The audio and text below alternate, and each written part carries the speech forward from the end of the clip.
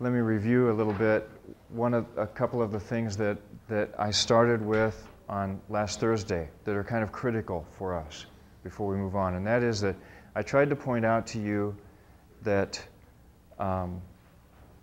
John has some significant, substantial problems for historical critics in the way that he has written his story. In fact, the reaction from historical critics in the 19th century was so radical that they pretty much just closed John, put him back on the shelf, and said, some other people can read this book, but it's not relevant for us. They concluded that based upon their reading of Matthew, Mark, and Luke. And so we noted some of the things that troubled them. I pointed out a few of the things that troubled them. And I may have occasion to point out a couple more things, but I'm not going to focus on that right now. Right now, what I would like to do is sort of move on from a conclusion that I reached on Thursday, and that was that it seemed to me that given a fair reading of John's Gospel, assuming some integrity on the part of this writer, who seems to be intimately familiar with Jesus and the story of Jesus. It's obviously not written by someone who was completely out of touch, and some historians have thought that at certain periods of time. They thought that the guy was totally out of touch, but actually some of the preservation in John's Gospel of historical information has proven from archaeology to be valid. Little details that just sort of slip into the story. Details about pre-70 Jerusalem. Jerusalem was destroyed in AD 70.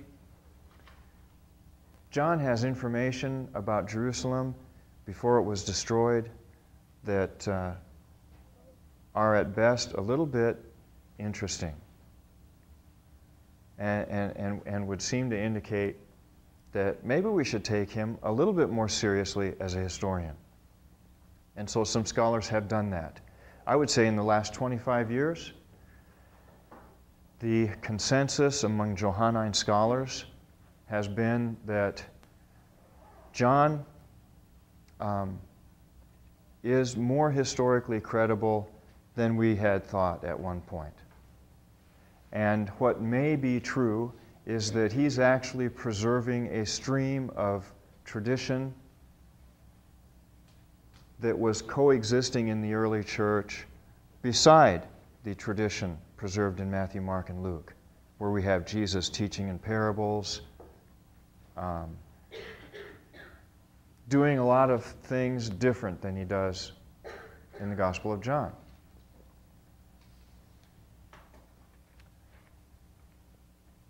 And so my conclusion was that John wasn't a total historical ignoramus, and he wasn't totally disinterested in history, and he wasn't out of touch, and he seemed to know a lot of details because he suggests that he had this knowledge almost accidentally, incidentally. He suggests it to us.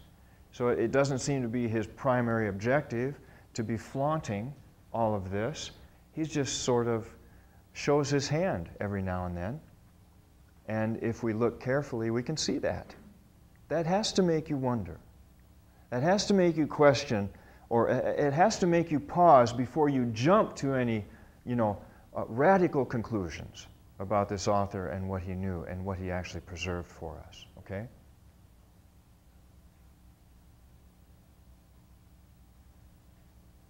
But I ended the lecture by saying that for John, history was only a starting point.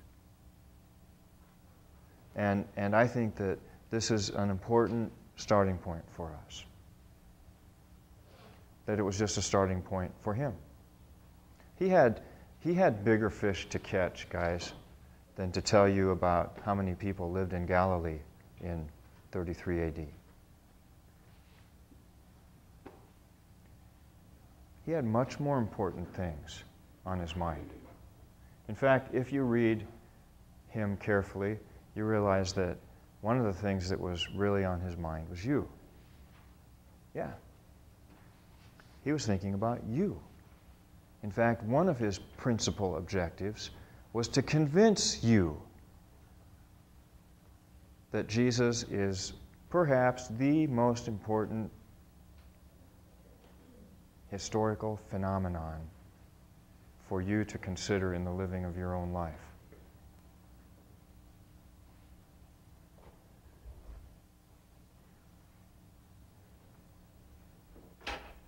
So if he's doing any history at all, he's just doing it in the interests of giving us some theology that we'd best not live without.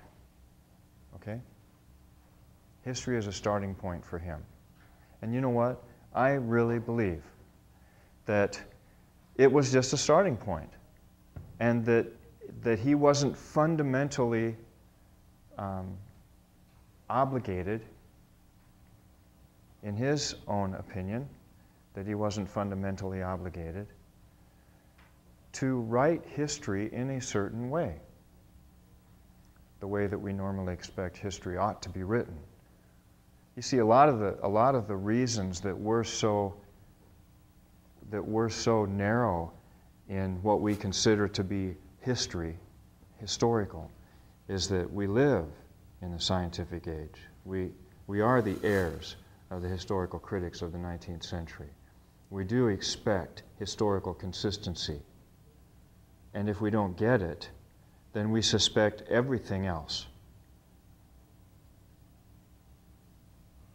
And I'm just suggesting to you that John used history to do something much more important, and that is to talk about who Jesus was. And I think that he used history with an open hand. And I have no problem with that if he didn't have a problem with that. You follow me? I think our goal when we read these documents, if we really think that these are inspired documents, then our objective is to stand under them, not over them, under them. That means that what the author wanted to say, we hear. What he wanted to do, we observe. We don't question his intent, his motives.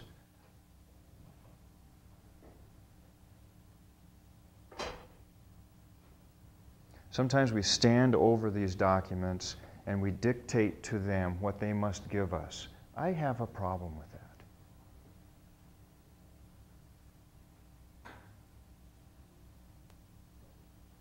Especially if it ends up muting the author. And so, I think that history was a starting point for John. Sometimes an important one.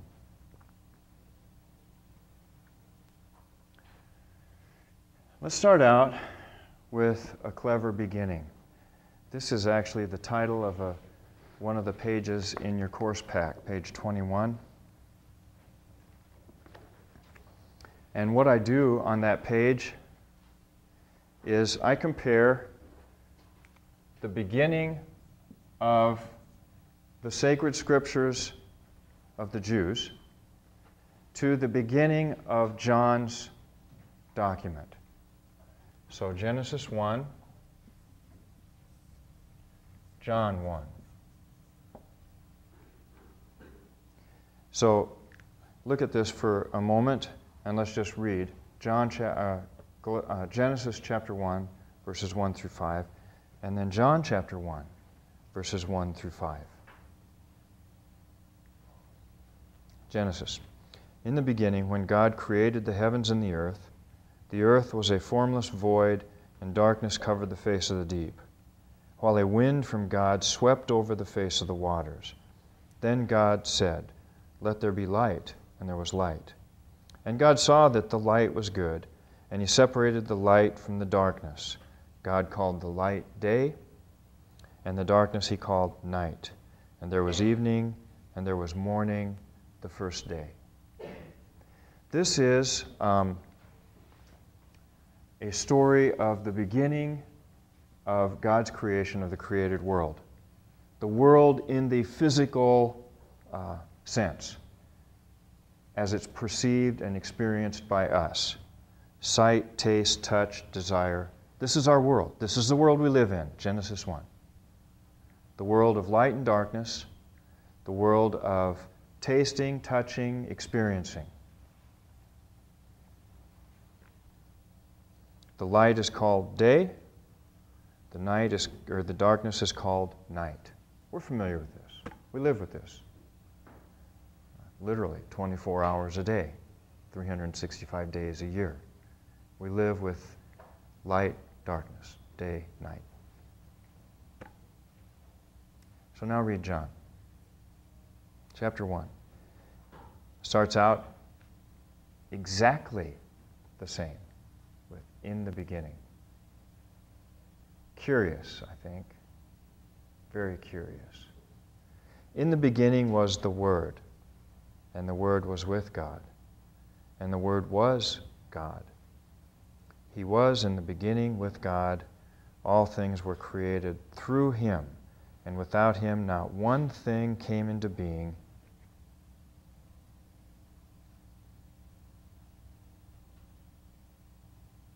That has come into being. I think I have a mistranslation there because I think it's nothing came into being that has come into being, I think.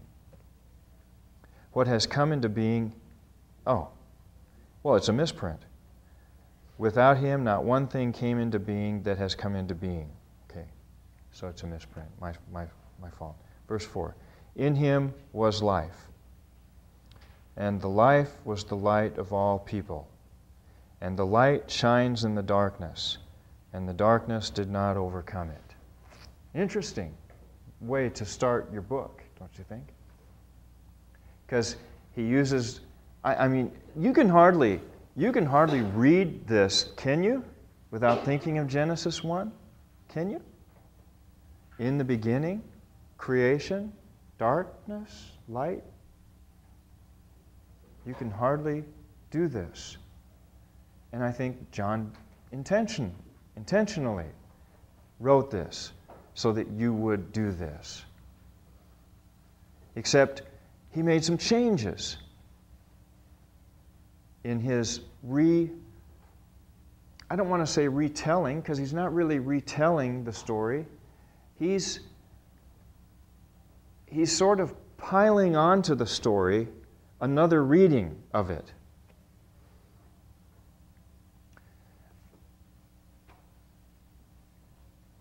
Bible scholars refer to this kind of composition as an echo. He's writing his text to make another text echo with you, so that you're thinking of it as you read. You follow this? It's very, very common. Very common in the New Testament, this echoing. And we're going to see it in other places.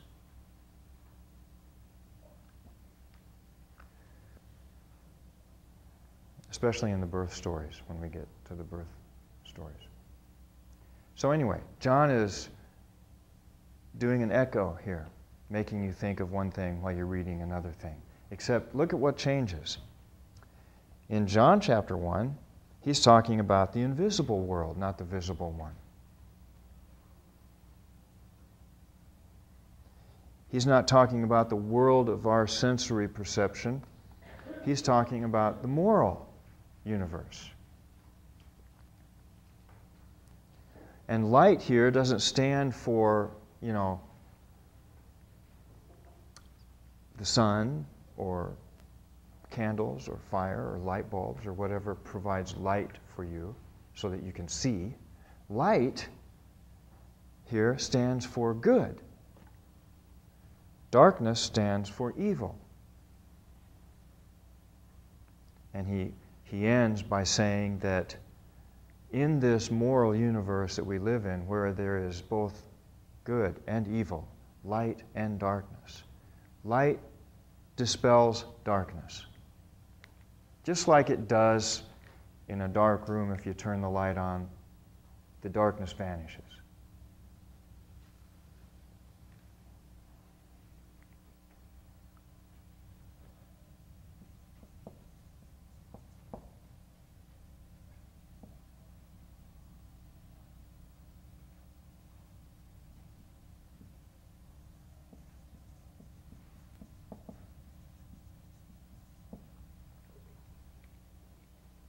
So here we have the world of 24-hour days, right?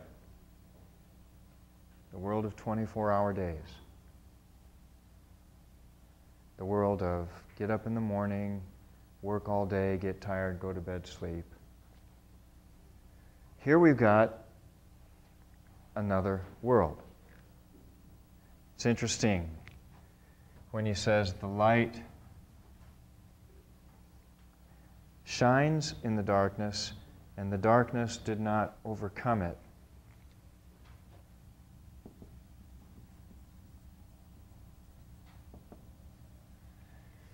In the New American Standard Version that I usually use, and I think in the New Revised Standard Version that you guys use, the translation of this word is not overcome, but comprehend. And I purposely didn't put that word in there because I think that the appropriate translation of this verb, which is katalambano,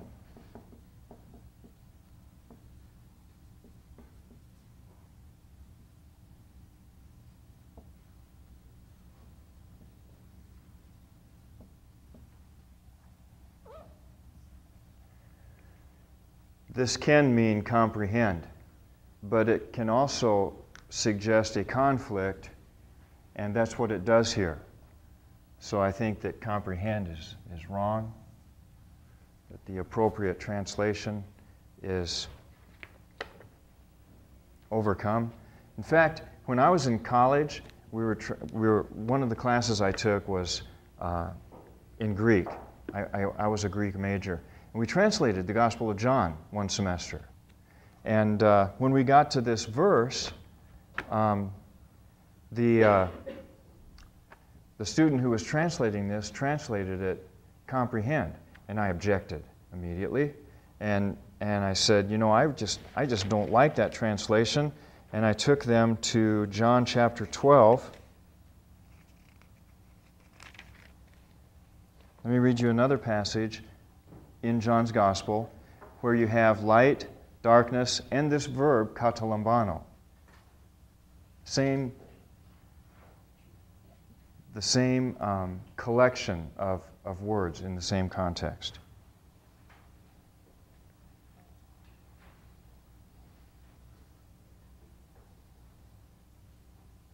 Jesus therefore said to them, "For a little while longer the light is among you.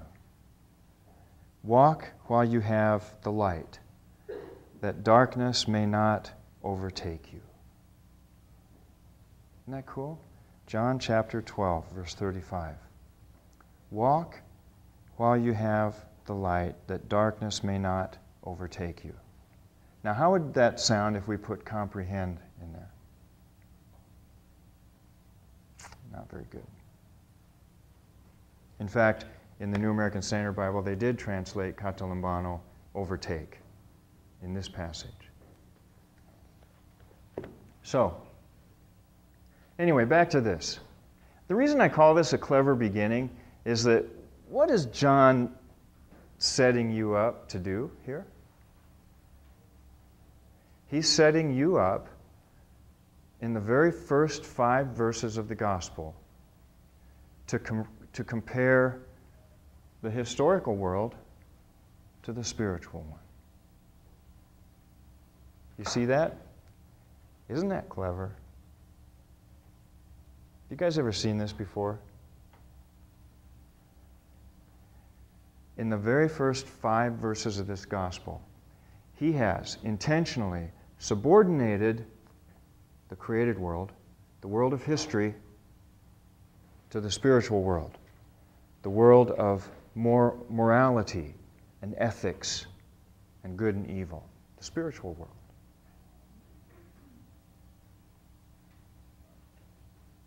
Do you think maybe he wants this to be done in the whole book? This subordination? This metaphor? I think maybe that's why he started his gospel this way.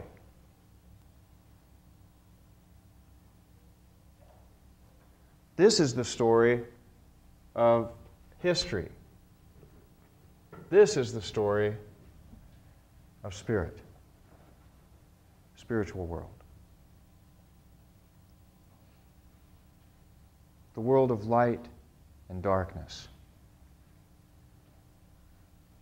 The world of mortal and immortal. In Greek science, it was common for the Greeks to understand there to be 5 elements in the universe. The first 4 are elements that we're familiar with: earth, water, air, fire, and these are the first 4 in ascending order of weight, okay? The heaviest is earth, and then water, then air, then fire. The lightest element, it's lighter than fire, is ether, and it's called the 5th element. And according to the Greeks, this is an element that we have nothing to do with because it's a God stuff element. It's the elements of the gods, ether. And it's lighter than everything. So imagine us in the physical world being weighted down by our substance, who we are. Plato and some of the Greek philosophers following him suggested that we do in fact have ether in us. It's our spirit. Human beings have a body and a spirit. It's called anthropological dualism. Body, spirit, body, soul. And when you die, your soul, which is lighter than air, lighter than fire, ascends to its heavenly home, to its godly home. So the 5th element is ether. It's the world of light. This is the world of darkness. It's where we get our word quintessential. Quintessential means the 5th element. So when something is quintessential, I mean, we're actually using sort of a turn of phrase that goes back, 2,500 years. Because quintessential is a reference to the 5th element, the most important element.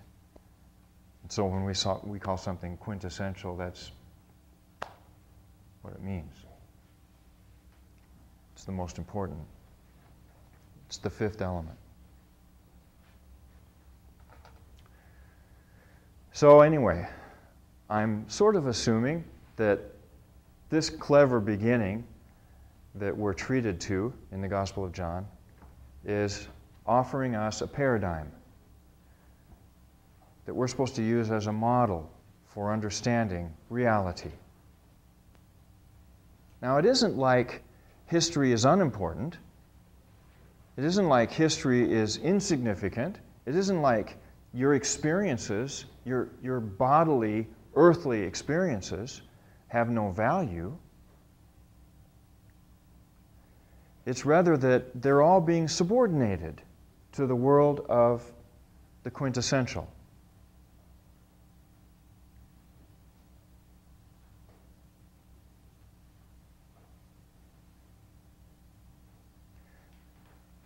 This beginning of John, where he compares light and darkness, is kind of a subtle introduction to dualism.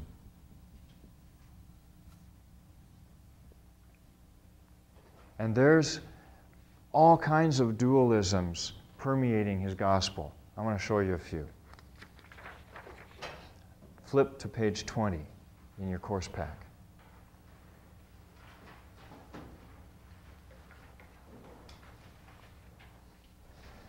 Here is John's world. It's a world of twos. Everything that he describes in sets of two. Starting out with what we have here, with his clever beginning, the first two opposites that he has are light and darkness. In the text, the light shines in the darkness did not overcome it. You can find in John's Gospel light and darkness paired against each other over and over and over again in the Gospel of John. I read you one from chapter 12. But here's some of the other pairs, dualisms, contrasts, opposites. Above and below. He said to them, I'm reading from John 8:23. He said to them, "You are from below, I am from above. You are of this world, I am not of this world." You see the dualism? You see this?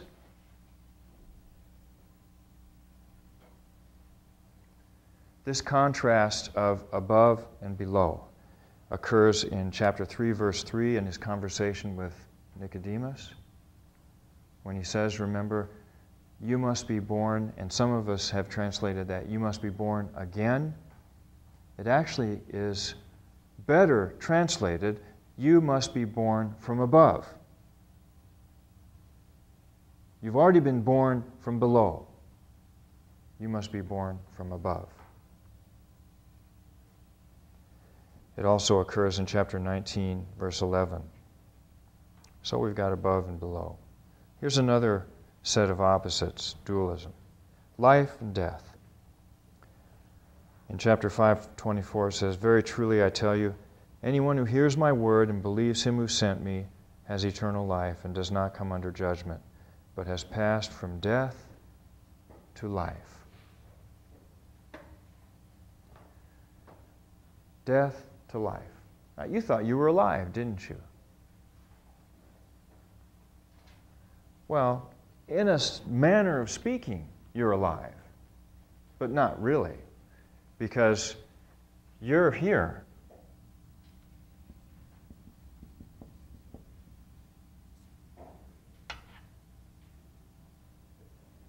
Not here.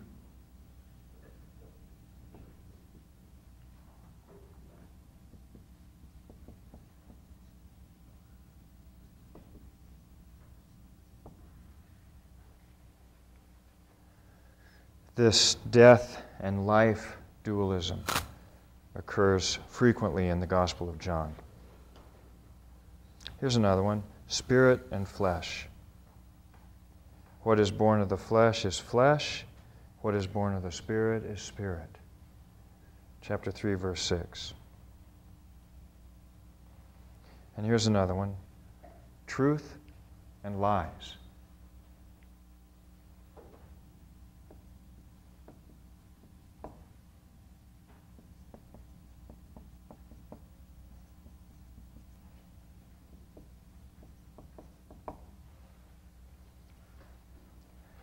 Truth, lies. You know what? Maybe John has a philosophically good reason for subordinating history. Because history is all about what happens in this lower world that's filled with illusion and lies.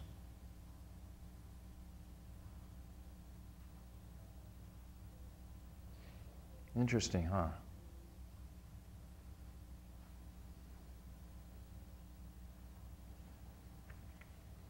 What we see happening here with these opposites is called dualism, and it pretty much permeates John's Gospel.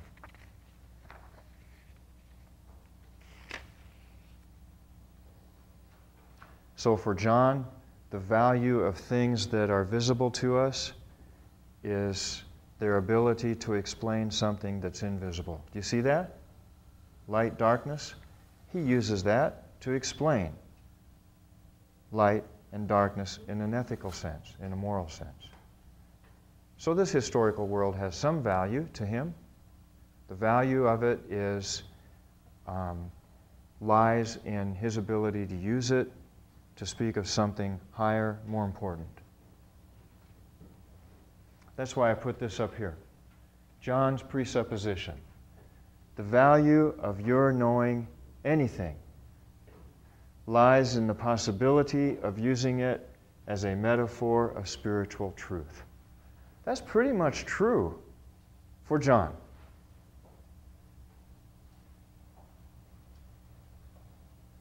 Let me show you some more examples. I'm going to jump to this, Jesus' relevance to you. And I have another page in the course pack, page 22. Turn to page 22 in your course pack and look at these. Anyone in here ever been hungry? Yeah. Of course we've been hungry. Not nearly so much as other people in the world, because we're fortunate enough to have large quantities of food. And in turn, compared to other people in the world, we have little wants like this. But yeah, we've probably been hungry. To you who have been hungry, Jesus says, I am the bread of life. Now, does that mean that Jesus will satisfy your hunger? Will stop the rumbling in your tummy? No, it doesn't. Doesn't mean that at all. What does it mean? I am the bread of life. Well, it means that insofar as food is required for the sustenance of flesh, Jesus is required for the sustenance of spirit.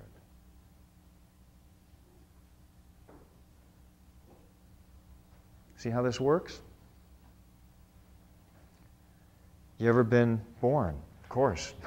If I'm talking to you, you have been born. Well, for those of you who have experienced birth, Jesus says, you must be born again, or you must be born from above. You have to start a spiritual existence at a certain point in time. You ever been thirsty? Jesus says, whoever drinks the water I give will never thirst. Chapter 4, verse 14. Doesn't mean that he's going to satisfy our thirst. It does mean that whatever thirst our spirit has can only be satisfied by him. You ever been lost? Is there anybody in here who's ever been lost, like when you were a little kid in a mall or something? You were? Really? Yeah. Lost it? Oh, how scary. Yeah. Oh. I have a lost story, but it's not in a mall. Today, that is really scary. I was never lost in the mall. I was lost at a dog show. A dog show? Do your parents show dogs? My mom likes dogs, so she took me there. But I get a kick out of it. My wife and my daughter watch dog shows on TV. Yeah, and I'm the only one in the family that actually owns a dog. I have a dog, they watch dog shows. Because they want a little tiny dog, you know. I've got a black lab. But anyway. So you were lost at a dog show. Well, that's a fairly safe place to be lost, I guess. Not if you're scared of dogs, though. You were scared of dogs? Oh, no. I got lost when I was a Boy Scout. In the woods. Yeah. That was scary. You know what I learned? I learned that if you ever are out hiking or something in the wilderness and you all of a sudden are lost, don't know where you are, stay on the trail. Stay on the trail. Good advice. Stay on the trail. Because if you're on the trail, then they can find you. If you get off the trail, the only way they can find you is with a stroke of luck. It was a stroke of luck that they found me. That's how I learned to stay on the trail. I was told that about 1,000,000 times after I got lost and found. Why didn't you stay on the trail? But you know what? When you get lost, you panic, and you just go, you know. How long were you lost? Oh, for several hours. It wasn't an overnight thing like that, but it was enough for me. Ever been lost? Jesus says, I am the way. John chapter 14, verse 6. I am the way. That word, the way, is the word hados.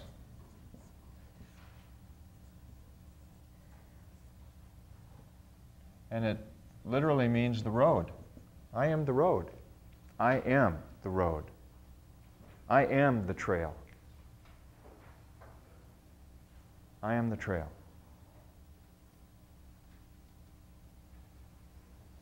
The Gospel of John is so filled with cool sayings of Jesus, like that one. I am the way. I am the way, the truth, and the life. No man comes to the Father except through me. This word here, the truth, this is a cool. Most of us, when we think of truth, we think of philosophically, we think of truth philosophically. But for the Hebrews, the truth was, their word for truth was emet. And the word is kind of cool because it starts with the first letter of their alphabet. It ends in the last letter of their alphabet. And the middle letter is the middle letter of the alphabet. So truth was their way of saying the beginning and the end and everything in between. That's Jesus.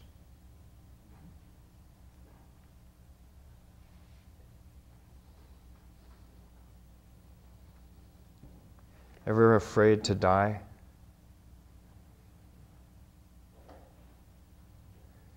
I'll bet this verse that Jesus says in chapter 11, verse 25, I am the resurrection and the life. He who believes in me shall live even if he dies. I'll bet that has provided more comfort to people on their deathbed than any other verse in the Bible. I am the resurrection and the life. There's no reason to fear death. Not now.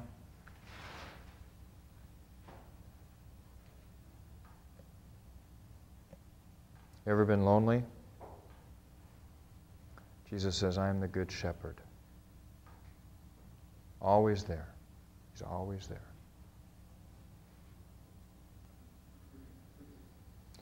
Have you ever been lied to? Jesus says, I am the truth. Have you ever longed for God? Jesus says, I and the Father are one. Have you ever been overwhelmed with darkness, with sin? Jesus says, I am the light of the world. That's why I say this. The value of your knowing anything experientially lies in your ability to use it as a metaphor of spiritual truth. Hunger, fatigue, thirst, loneliness, fear, all of these things are valuable experiences for us, but only if they can be turned by you into some perception of Jesus and his ability to reduce that fearful experience to a meaningful one. You see what I'm saying? John is filled with these things.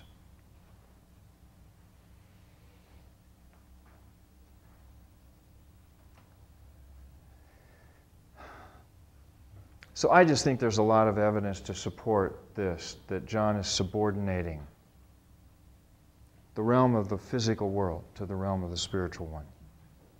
It's of secondary importance.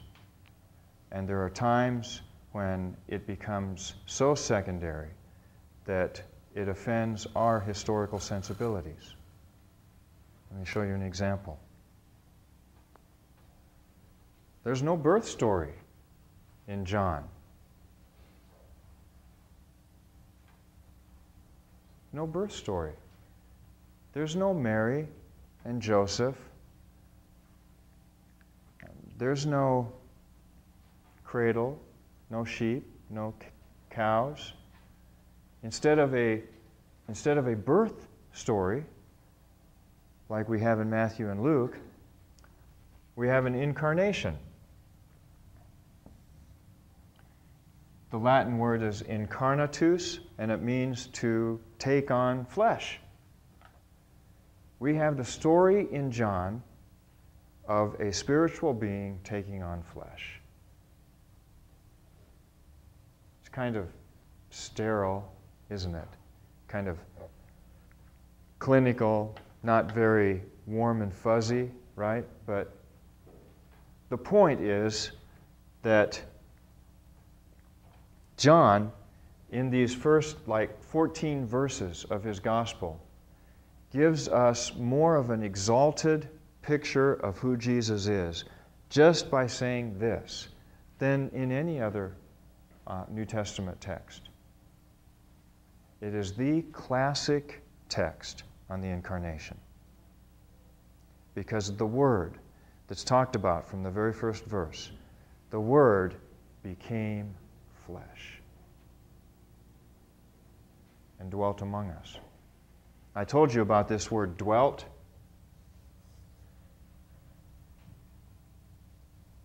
Do you remember what this word is? Anybody? Tent, yeah. It's the word for tent.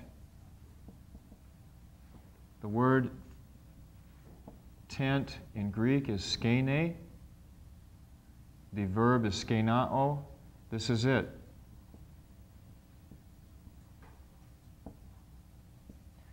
The Word became flesh and tented among us. Now, this would have been significant to the Jews because it was in a tent that God's presence dwelt among them in the tabernacle. The tabernacle was a tent. In fact, if you look up in the Septuagint, the Greek translation of the Old Testament, tabernacle is this word, skene, tent. So when John says this, the Word became flesh and tented? Wow. Serious theology going on right here with just the turn of a phrase. You see how I told you John was like deep water? He is. Extremely deep water. Because with this is the suggestion that there is no more temple, but rather a living tent. Jesus is the new temple. Jesus is the new dwelling place of God on earth. In a person.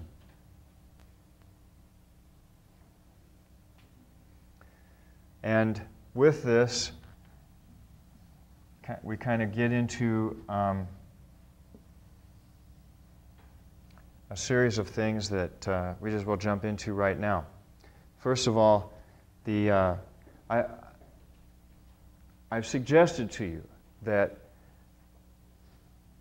John uses history with an open hand. Well, I'm going to show you how open-handed he can actually be. Because while the temple cleansing occurs at the end of Mark's gospel, it occurs at the beginning of John's.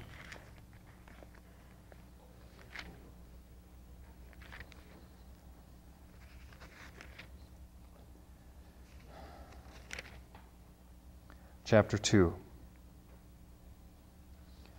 He found in the temple those who were selling oxen, I'm in verse 14, selling oxen and sheep and doves, and the money changers seated, And he made a scourge of cords and drove them all out of the temple with the sheep and the oxen. And he poured out the coins of the money changers and overturned their tables. And to those who were selling the doves, he said, "Take these things away. Stop making my Father's house a house of merchandise." His disciples remembered that it was written, "Zeal for thy house will consume me." Yeah. Chapter 2, verse 14 through 17. There's another cool thing that happens here in 2:17. His disciples remembered.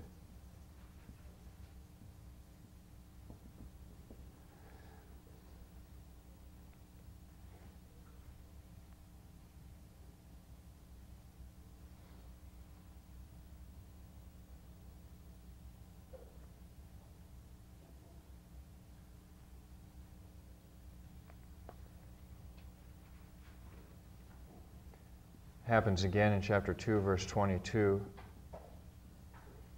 They remembered.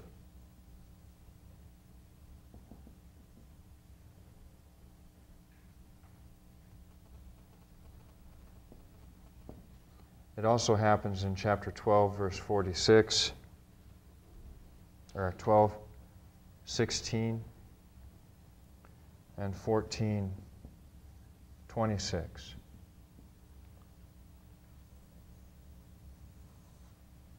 Remembered. They were remembering all kinds of stuff.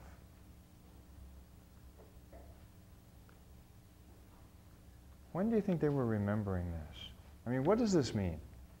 And his disciples remembered that it was written. When therefore he was raised from the dead, his disciples remembered that he said this. You see, all this talk about them remembering, this is all post-resurrection.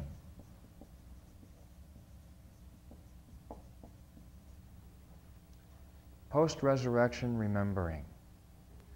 Now we know what that meant back when it happened. It's like lights started coming on much later. They remembered. In fact, in 14:26, Jesus says, "I will send the Spirit and he will bring to remembrance." Interesting.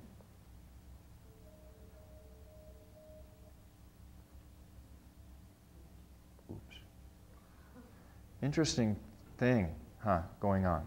This remembering.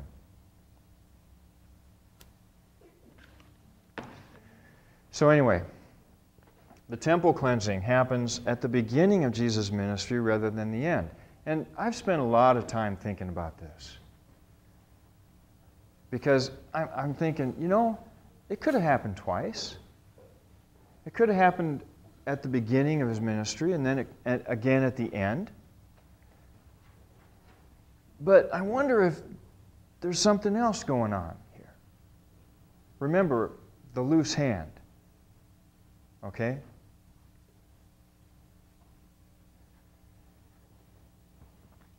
I have a theory.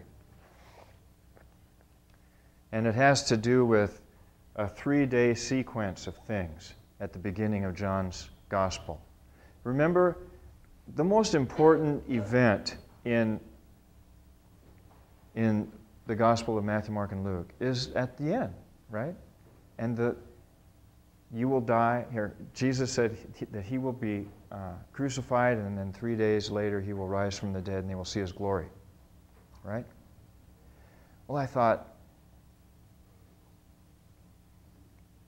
I was also intrigued by this, okay? I did my dissertation on the temptation narrative. Now, the temptation narrative occurs right after Jesus is baptized by John the Baptist. And I was looking in John,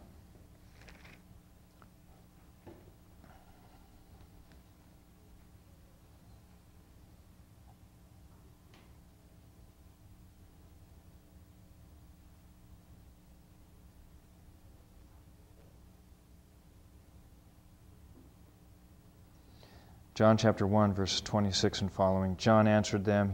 John's being questioned by some of the Pharisees. And they said, "Why then are you baptizing if you're not the Christ?"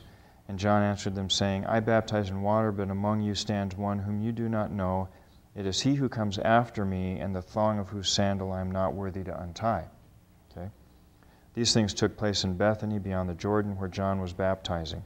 The next day he saw Jesus coming to him, and we're supposed to assume that this is going to be the moment when Jesus would be baptized by John. And John said, "Behold the Lamb of God who takes away the sin of the world."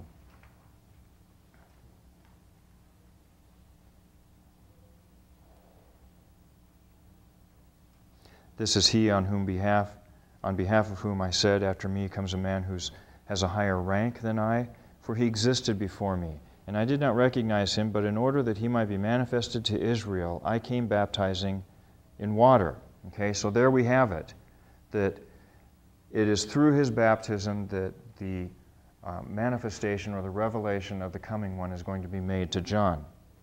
And John bore witness, saying, "I have beheld the Spirit descending as a dove out of heaven, and he remained on him. And I did not recognize him, but he who sent me to baptize in water said to me, 'He upon whom you see the Spirit descending and remaining, this is the one who baptizes in the Holy Spirit. And I have seen and have borne witness that this is the Son of God.'" And the next day John was standing, and two of his disciples, and he looked upon Jesus and said, "Behold the Lamb of God." So there John points to Jesus, the Lamb of God, and directs two of his disciples. And we find out from John that the first four disciples that Jesus gets are from John's group. Okay? And for quite a while in John's gospel, there's only four, and then it grows. But anyway, we've got four, at least at the beginning, right here. Okay? And it's hard to chronologize this material because you don't know for sure when John baptized him. But if he baptized him on that day when he said all of these things, then there is no 40-day window for Jesus to go out into the desert to be tested for 40 days and 40 nights. Okay? So my dissertation was on that period, and of course I was trying to figure out John and in light of it all. But I did notice this when I was asking these questions and reading this passage. I did notice that while in Matthew, Mark, and Luke we have an important 3-day sequence at the end of Jesus' life, after which his glory was demonstrated to the disciples, in John's Gospel, we have a 3-day sequence at the beginning of his ministry, after which time his glory is revealed. The first day, day number 1,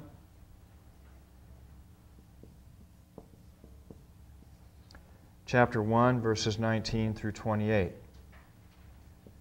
Day 2, chapter 1, verse 29 through 51. Or possibly through 43, I'm not sure. Day 3, chapter 2, verse 1, and this is in Cana of Galilee. Interesting. We have a 3-day sequence, and every day is marked specifically as a day. Okay, so we've got day, day, day, day 3. And in Cana,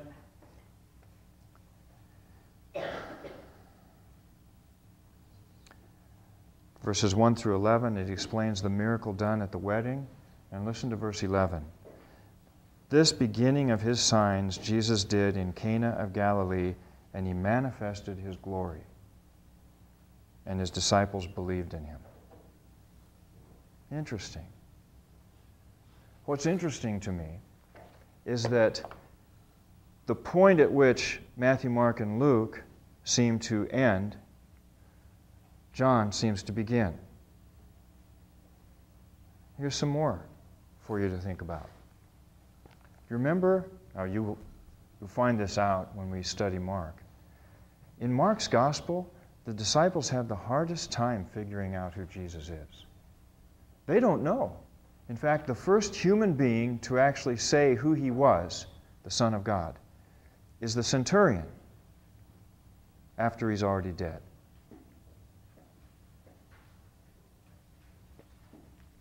They don't get it. In fact, in chapter 4, after a day of hearing him teach and watching him perform miracles, they're out on the ocean, and there's a storm on the water, and the boat almost capsizes, and they wake Jesus up because he's asleep, and Jesus stills the storm, and he stills the water.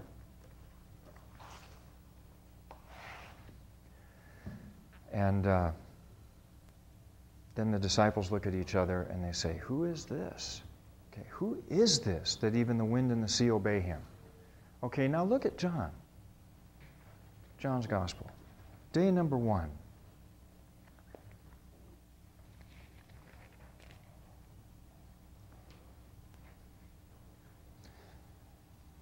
After John the Baptist says, "Behold the Lamb of God," the two disciples heard him speak. They followed Jesus. Verse 38, they said to him, "Rabbi," which translated means teacher, "where are you staying?" Then Andrew, Simon Peter's brother, goes to his brother Simon and says to him, "We have found the Messiah." Okay? We have found the Messiah. Day 1. Rabbi, Messiah. The next day he purposed to go forth into Galilee. He found Philip, and Jesus said to him, "Follow me." Philip was from Bethsaida. It tells the experience of Philip with Jesus. Then in verse 49, it tells the experience of Philip and Nathanael. Then in verse 49, Nathanael answered him and said, "Rabbi, you are the Son of God. You are the King of Israel." Wow. Pretty good day for the disciples, huh? This is Nathanael's first day. Real good day, I'd say.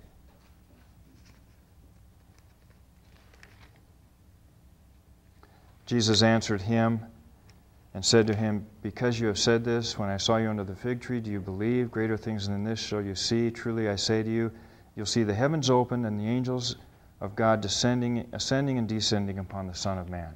So he gives, after this recognition statement by Nathanael, he gives this prophecy about the Son of Man. Just like he does in Mark, when the high priest says, "Are you the Son of God?" Jesus says, "Yes, I am." And then he gives a prophecy about the Son of Man. Interesting. This 3-day sequence, ending with glory.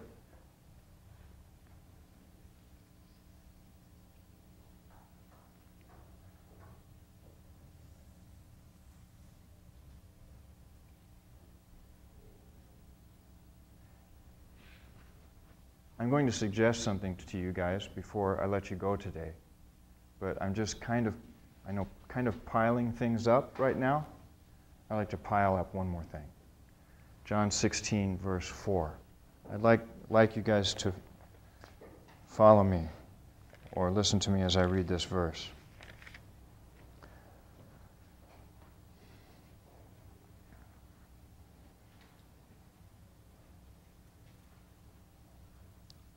Start reading in verse 1.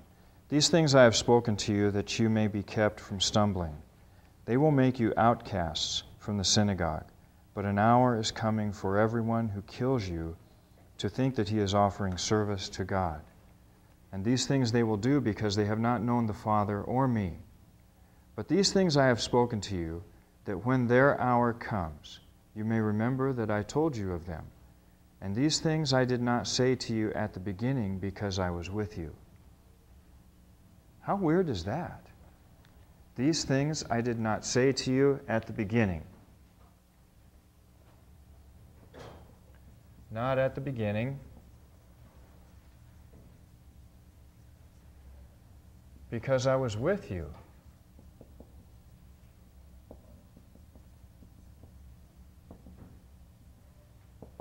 Well, where is he now? I did not say these things to you at the beginning because I was with you. Now I'm telling you, where is he? Where are we? I'm trying to place myself historically somewhere here. I'm having a little bit of trouble with this verse. I did not say these things to you at the beginning because I was with you. And we've got all these remembrance passages of the disciples remembering. And then, as they're remembering, they're providing this interpretation of the events.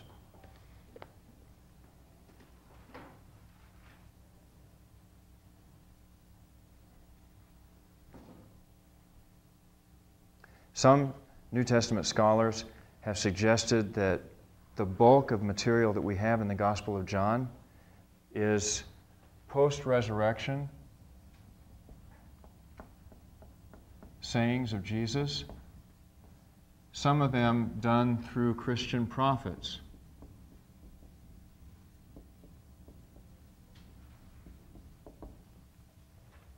I'm not sure about that. But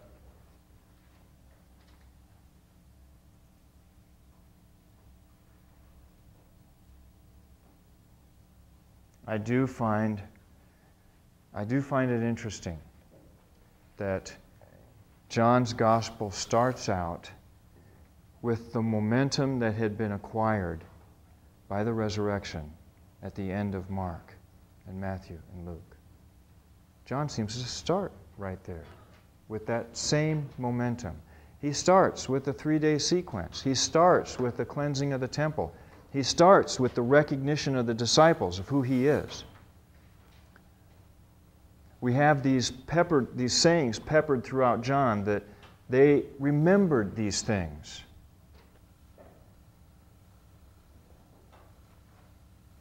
One possible theory that I have is that what we have in John's gospel is the world experienced by Jesus, and what we have in Mark's gospel is Jesus experienced by the disciples. I'm just not sure.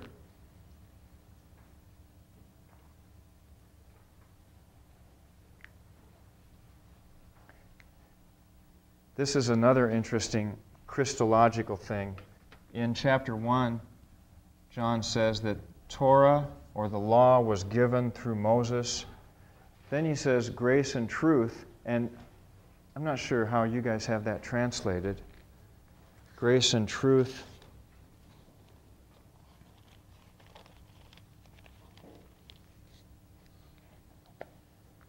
Verse 17, chapter 1. The law was given through Moses. Grace and truth were realized through Jesus Christ. Realized.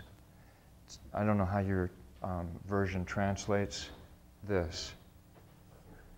Chapter 1, verse 17. But realized is not really a good translation because the verb that's used there is the verb to be born. Grace and truth, or Torah, was given through Moses. Grace and truth were born in Jesus. You see, grace and truth isn't something that Jesus gave us or that something that became available through him or anything like that. Grace and truth is him, the person.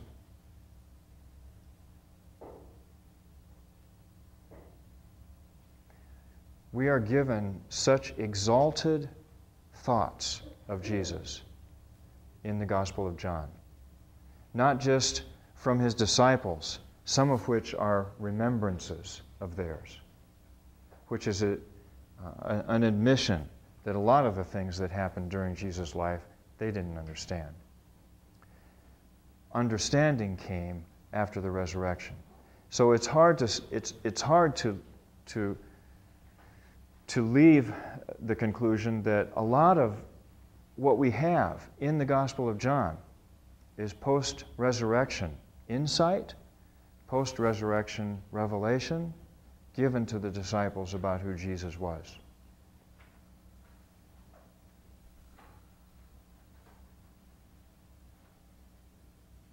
Grace and truth were born.